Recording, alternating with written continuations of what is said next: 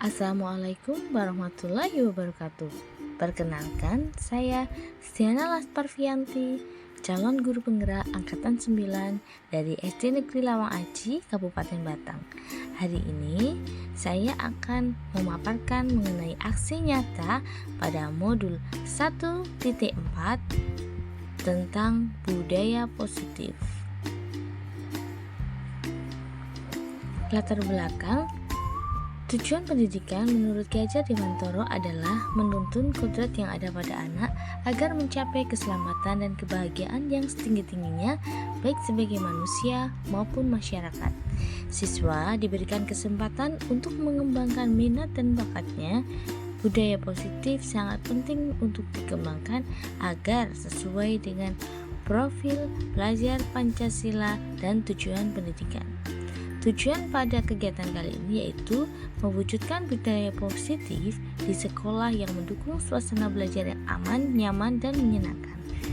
Mewujudkan siswa yang memiliki karakter positif sesuai dengan profil pelajar Pancasila.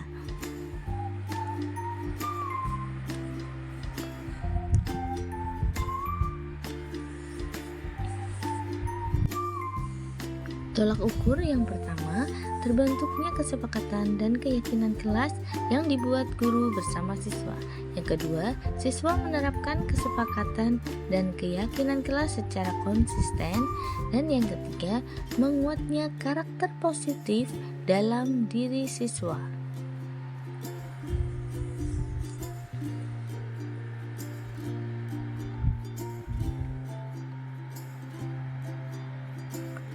Tindakan yang dilakukan yang pertama, mengajukan gagasan kepada kepala sekolah. 2. Membuat keyakinan kelas. 3. Diseminasi budaya positif kepada kepala sekolah dan rekan sejawat. 4. Menumbuhkan pembiasaan penerapan keyakinan kelas. Dan yang kelima, melakukan evaluasi dan refleksi.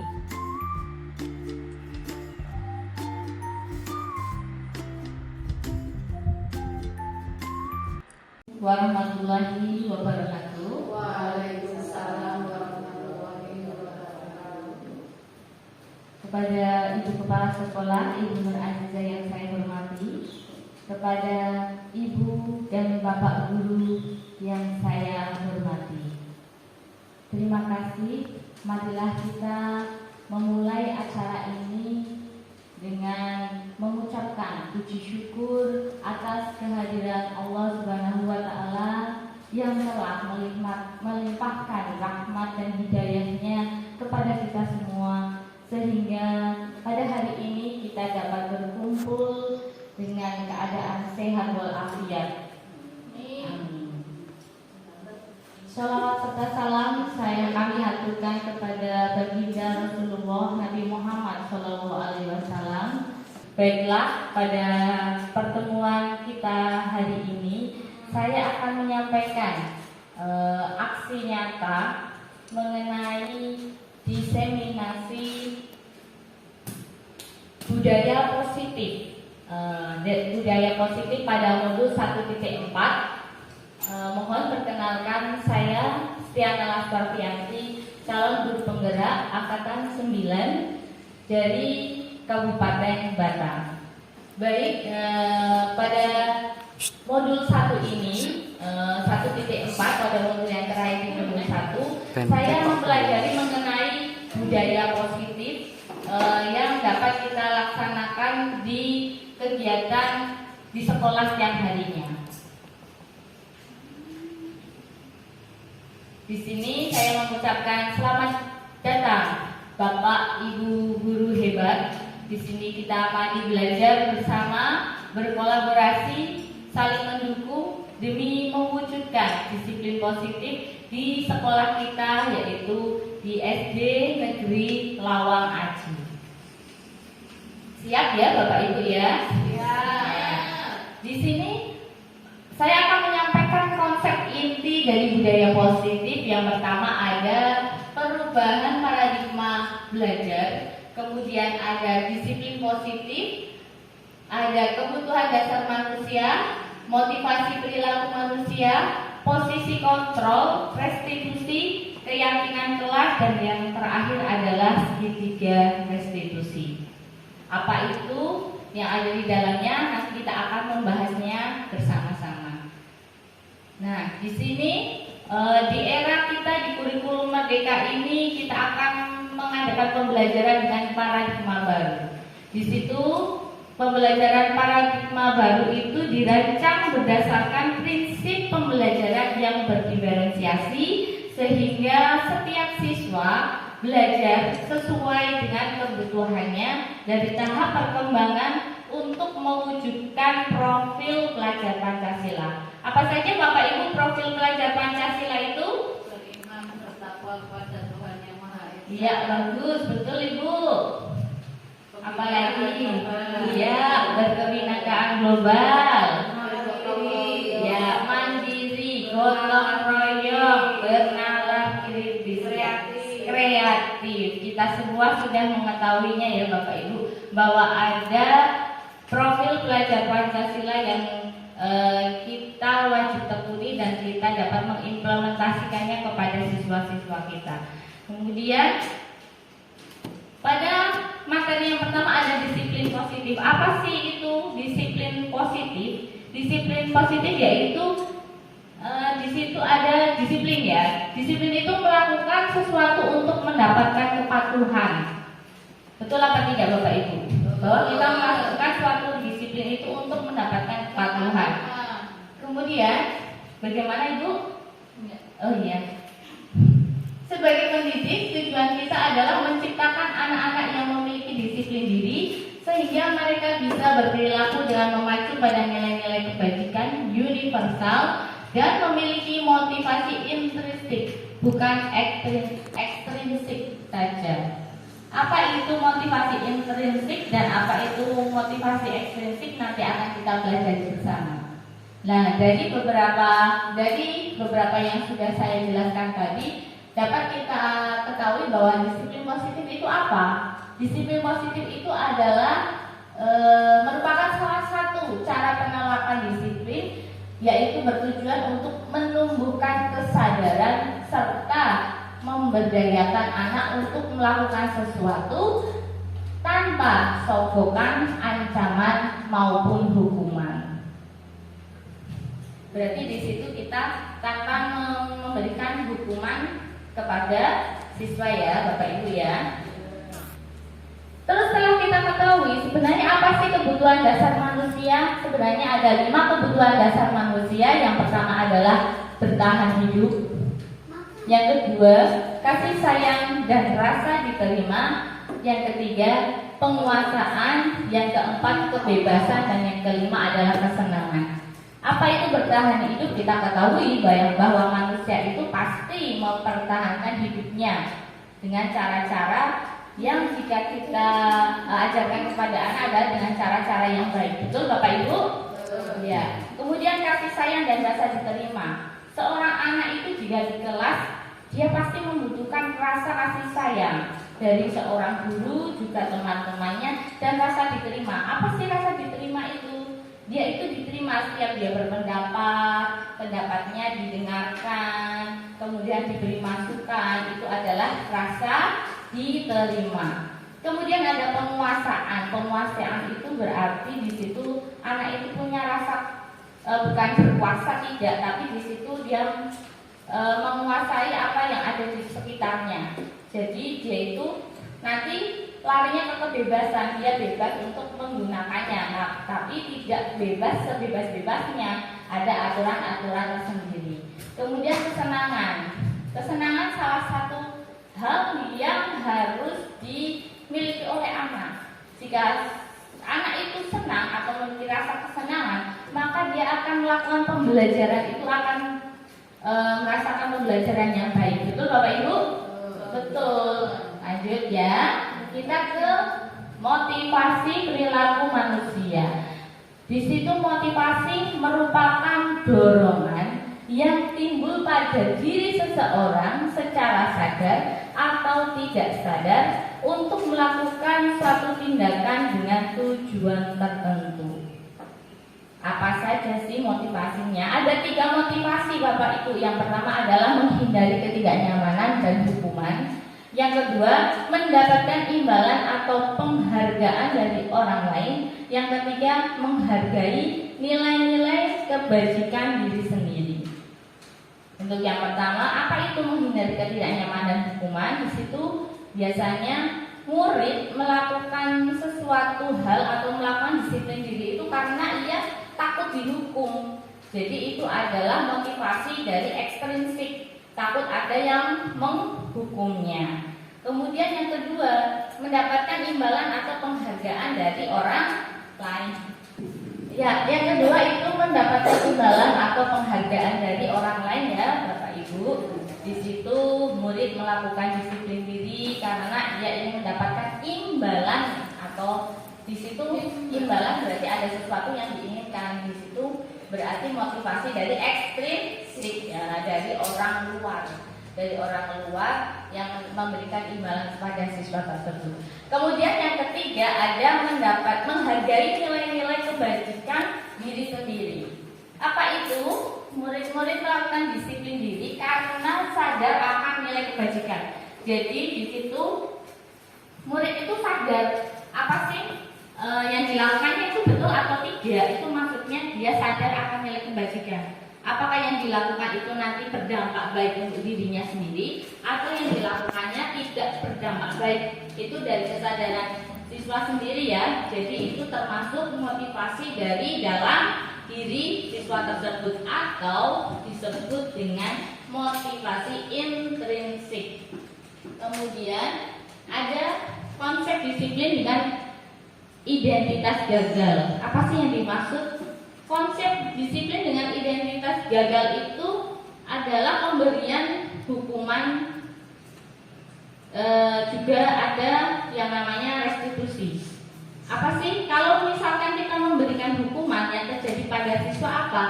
Di situ akan memberikan dampak. Yang pertama adalah menyakitkan. Terus yang kedua adalah rasa tidak nyaman. Kemudian ada murid merasa takut, terus memaksa. Ya kan, Bapak Ibu, jika kita memberikan hukuman, otomatis anak itu akan terpaksa melakukan sesuatu. Kemudian ada murid menyembunyikan kesalahan karena takut dihukum, dia lupa tidak mengerjakan PR, akhirnya dia diam-diam menyembunyikan bahwa dia ternyata tidak mengerjakan PR, akhirnya dia menyembunyikan kesalahannya. Kemudian yang terakhir adalah murid menjadi rendah diri. Ketika dia dihukum, dia melakukan hukumannya, dia merasa malu dengan teman-temannya dan juga dengan gurunya. Akhirnya dia memiliki rasa rendah diri. Kemudian ada restitusi. Dari hal restitusi itu di situ akan menghasilkan siswa yang murid atau siswa yang memiliki tanggung jawab untuk perilakunya. Kemudian fokus pada penguasaan jangka panjang. Jadi kalau restitusi beda dengan hukuman. Kalau hukuman itu nanti menuju hal yang kurang baik, tapi kalau restitusi itu nanti akan memberikan dampak yang baik untuk anak. Kemudian yang ketiga di situ ada murid menghormati dirinya dan orang lain. Kemudian ada teori kontrol, yaitu anak memegang kontrol. Jadi apa yang dilakukan anak itu tahu untuk melakukannya atau tidak untuk melakukannya, itu yang dimaksud dengan teori kontrol. Kemudian murid itu bersemangat. Bersemangat untuk apa? Bersemangat untuk memperbaiki kesalahan jika anak itu memiliki kesalahan, baik di kelas ataupun di luar kelas. Kita lanjut ya Bapak Ibu ya. Ya. Kemudian ada konsep disiplin pendekatan restitusi. Apa sih itu? Nah, tadi kan sudah dibahas tentang hukuman dan restitusi. Restitusi itu sebenarnya apa?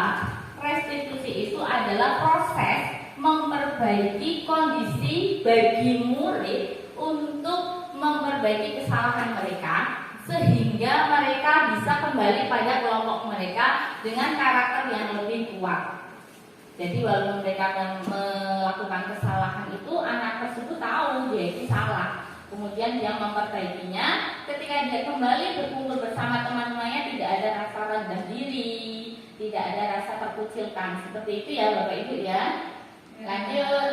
Apa sih ciri restitusi? Ciri restitusi yang pertama yaitu bukan menebus kesalahan namun belajar dari kesalahan. Kemudian yang kedua memperbaiki hubungan. Yang ketiga tawaran bukan paksaan.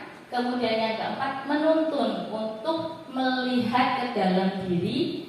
Kemudian mencari kebutuhan dasar yang mendasari tindakan. Dan selanjutnya fokus pada karakter.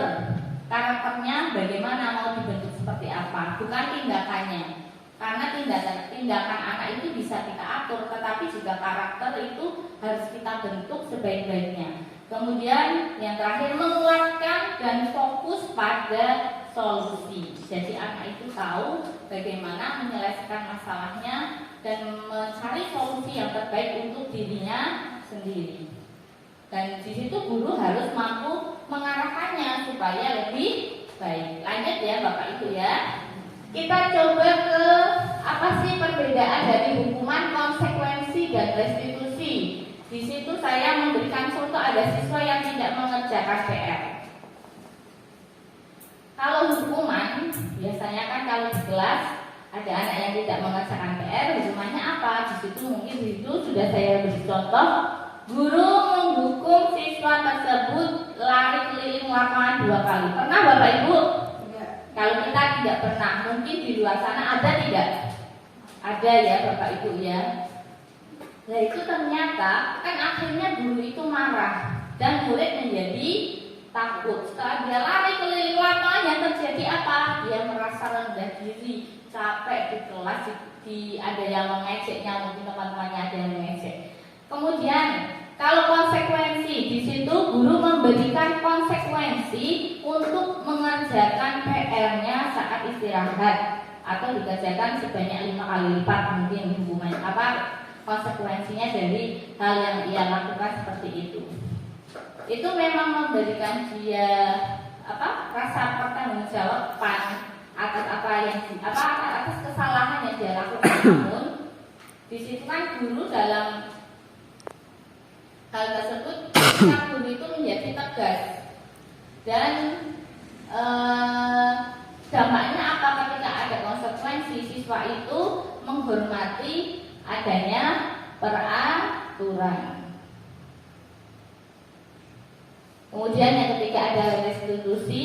Restitusi itu misalkan dari kasus tadi siswa tidak mengerjakan PR, guru itu menanyakan, meyakinkan kelas atau dirinya, meyakinkan akan anak yang melakukan kesalahan itu dan membantu siswa tersebut menyelesaikan masalahnya. Di situ sikapnya guru itu terbuka dan siswa menghormati dirinya dan orang lain. Misalkan menanyakan, kamu tadi melakukan kesalahan apa? Terus siswa itu menjawab, dari kesalahan itu kira-kira melanggar apa, keyakinan kelas yang apa, seperti itu.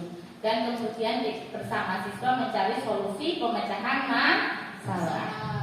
Lanjut ya, kita ke 5 posisi kontrol guru. Apa sih 5 posisi kontrol guru? Yang pertama ada penghukum. Penghukum berarti ya dari katanya saja sudah kita ketahui, penghukum berarti biasanya menghukum siswa-siswa. Kemudian pembuat merasa bersalah. Jadi nanti siswa yang melakukan kesalahan itu akan dibuat dibuat merasa bersalah karena kesalahannya dia lakukan. Kemudian teman, kontrol guru sebagai teman berarti nanti akan berbincang seperti teman. Kemudian pemantau.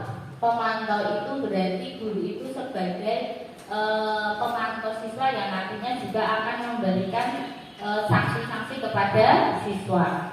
Dan manajer, yang terakhir manajer yang dianjurkan dalam pembelajaran di kurikulum Merdeka ini adalah posisi kita sebagai manajer.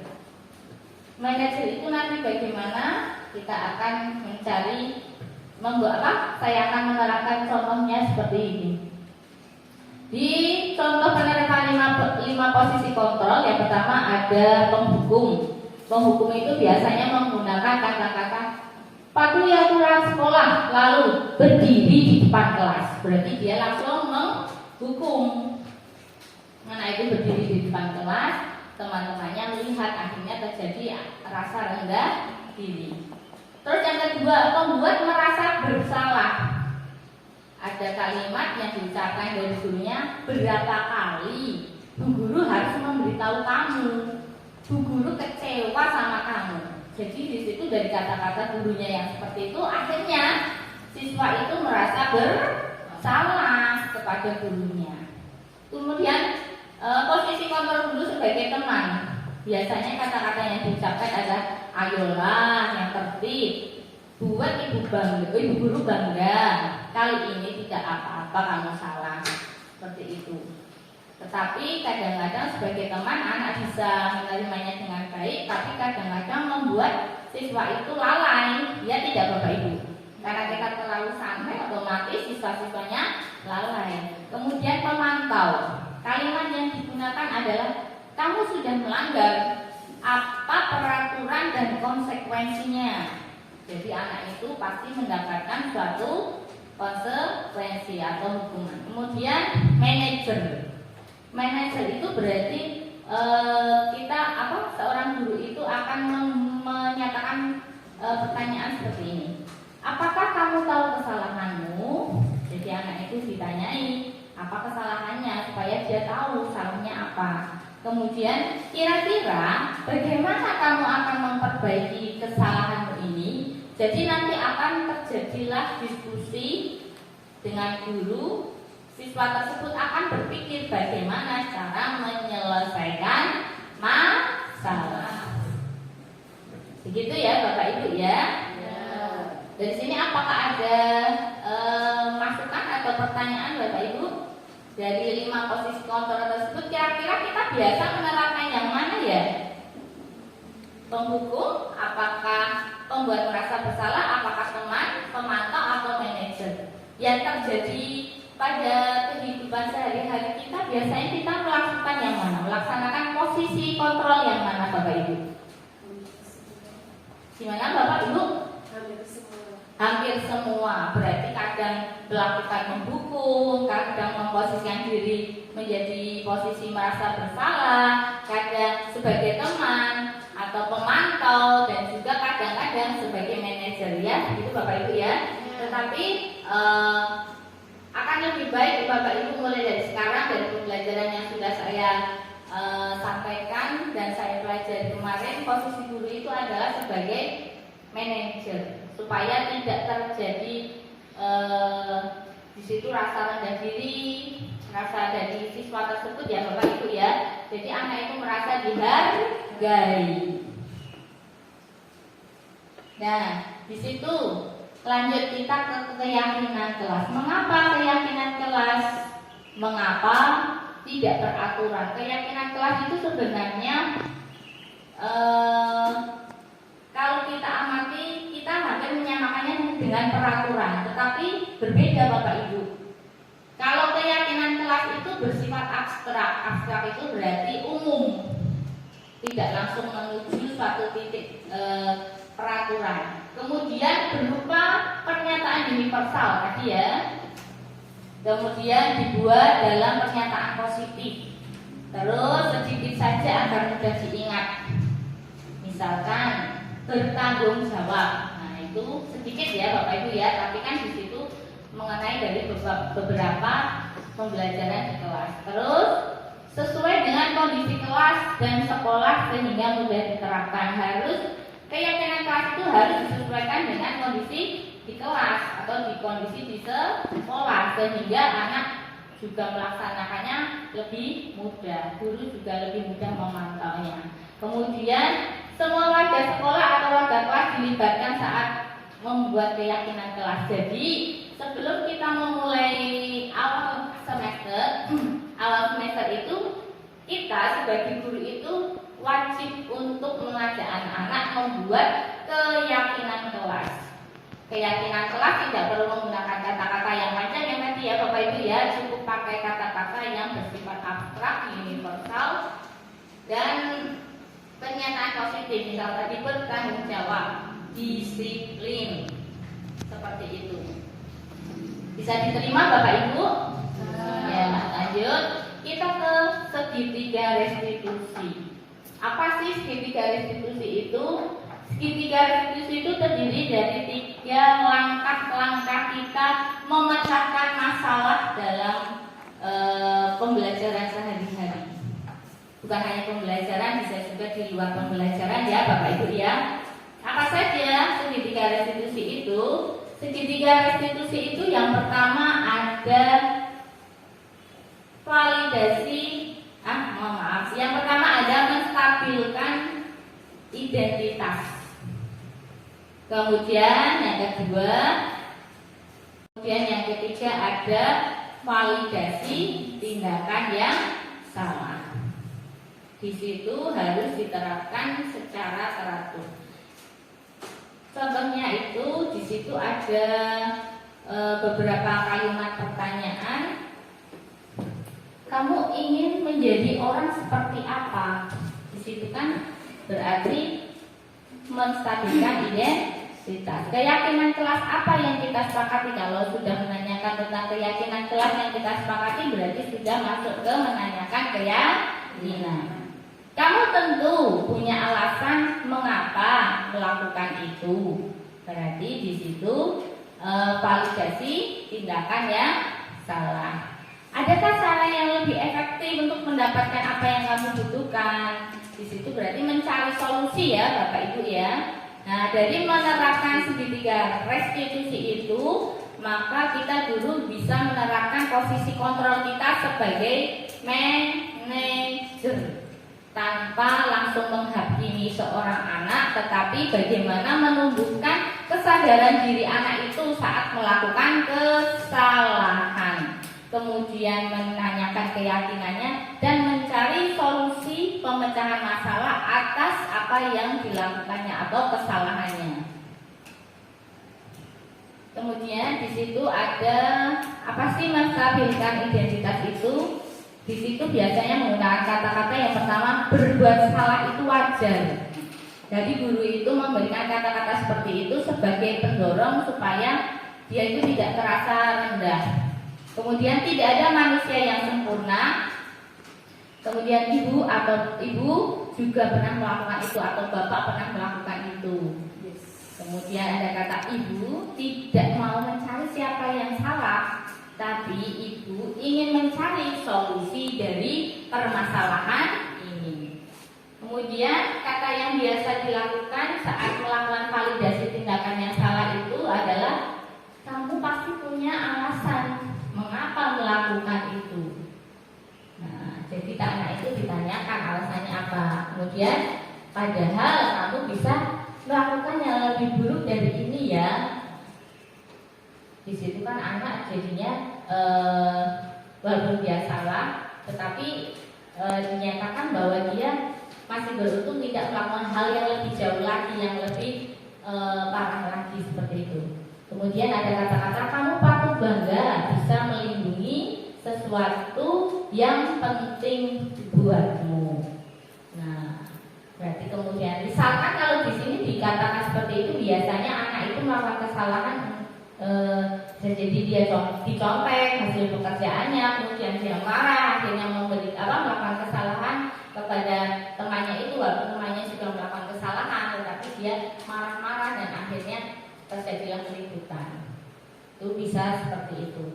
Kemudian ada menanyakan keyakinan tadi, apa keyakinan kelas yang kita buat, kita lihat. Terus nilai apa yang telah disepakati bersama. Kemudian ada seperti apa gambaran kelas yang ideal menurut kamu. Yang terakhir adalah kamu ingin menjadi orang seperti apa. Itu ditanyakan akan ada keyakinan dari diri siswa tersebut mengenai dirinya sendiri, mengenai keyakinan kebenaran apa yang harus dia lakukan. Ya, di sini kita nanti akan melihat ya Bapak Ibu contoh video yang menerapkan segitiga restitusi dalam pembelajaran kita sehari-hari. Ya, mari kita simak ya Bapak Ibu ya. Dulu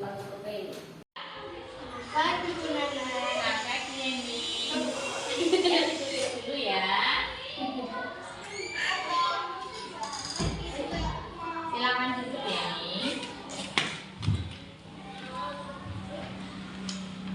kamu tahu mengapa Ibu Nana panggil datang ke sini? Mungkin berkaitan dengan tugas ya Bu. Oh ya, benar. Tapi kamu kemarin berangkat sekolah kan ya? Iya Bu, saya masuk sekolah kemarin akan tetapi saya lupa mengerjakan tugas. Kalau misalnya kamu lupa tidak mengerjakan tugas, itu memang salah satu kesalahan ya. Tapi jangan lupa ya ini, memang semua orang itu bisa melakukan kesalahan, baik yang disengaja maupun tidak disengaja. Kemudian termasuk Bu Nana juga pernah melakukan kesalahan. Namun di semua tindakan kita itu pasti ada alasannya mengapa kok kita sampai melakukan kesalahan, ya kan? Nah, kira-kira mengapa kamu kok kemarin bisa melupakan tugasmu, tidak mengerjakan tugasmu? Kenapa? Saya capek karena kebutuhan mereka pada sore harinya. Akhirnya saya tertidur sebelum mengerjakan tugas dan belajar terlebih dahulu sehingga tugas belum saya kerjakan. Oh begitu. Jadi kamu lupa mengerjakan tugas karena kemarin kecapean mengikuti ekstrakurikuler pramuka, ya kan? Oke, kalau seperti itu mulai sekarang coba kamu ingat-ingat kembali. Apa sih keyakinan kelas? Kamu masih ingat kan keyakinan kelas kita? Masih Bu. Oh iya. Kira-kira kalau kamu tadi melakukan suatu tindakan yang kurang betul tadi, kira-kira melanggar keyakinan kelas yang apa? Keyakinan kelas untuk selalu bertanggung jawab. Berarti kita harus selalu bertanggung jawab ya. Kira-kira ternyata kan kamu sudah tahu kamu melanggar salah satu keyakinan kelas, yaitu tentang tanggung jawab. Kira-kira solusinya untuk menyelesaikan masalah ini apa ini? Iya Bu, pertama saya minta maaf pada Bu Nana karena tidak mensempurnakan tugas. Kedua, saya tidak akan mengulangi lagi dan akan membagi waktu lebih baik supaya semua tugas dapat saya selesaikan. Bagus, seperti itu ya Yuni. Tadi karena Yuni sudah mau meminta maaf, maka Bu Nana maafkan. Semoga tidak terjadi lagi atau tidak diulangi kesalahan tentang lupa mengerjakan tugas. Kemudian tadi apa yang kedua Yuni? Saya akan membagi waktu lebih baik lagi Bu. Untuk mengerjakan tugas ya, meskipun kamu capek, jangan lupa untuk mengerjakan tugas. Baik, kalau seperti itu Bu Nana mengapresiasi apa yang sudah kamu jawab tadi tentang jawabanmu, dan Bu Nana sudah memaafkannya. Sekarang kamu boleh kembali beristirahat bersama teman-temanmu. Terima kasih Bu, saya permisi. Iya, sama-sama. Silakan kembali beristirahat ya.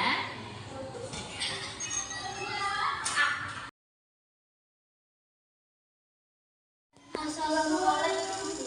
Waalaikumsalam, Rafa. Silakan duduk. Apakah kamu tahu kenapa hari ini Rafa Bu Nana panggil? Kemarin waktu ulangan saya mencontek Bu. Oh begitu. Coba kamu ceritakan mengapa kamu bisa melakukan hal tersebut, atau ceritakan kronologi dari apa yang sudah kamu lakukan. Iya Bu, jadi saya kesulitan dalam mengerjakan soal ulangan yang diberikan ulangan. Jadi saya terpaksa mencontek Bu karena apabila saya jadi jelek. Oh, jadi begitu. Bu Nana yakin tidak ada manusia yang sempurna. Pasti yang namanya manusia itu pernah melakukan yang namanya kesalahan. Namun sekarang kamu sudah mengakui kesalahan yang kamu lakukan.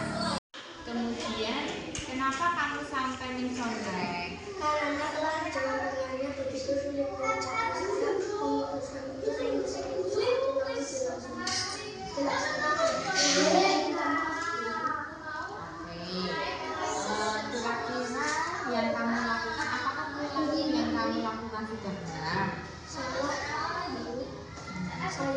jujur dalam mengerjakan ulangan harian. Ya, karena kamu sudah jujur, sekarang baru kamu sudah memahaminya ya. Apakah kamu ingat keyakinan kelas yang kamu langgar? Saya mengetahuinya.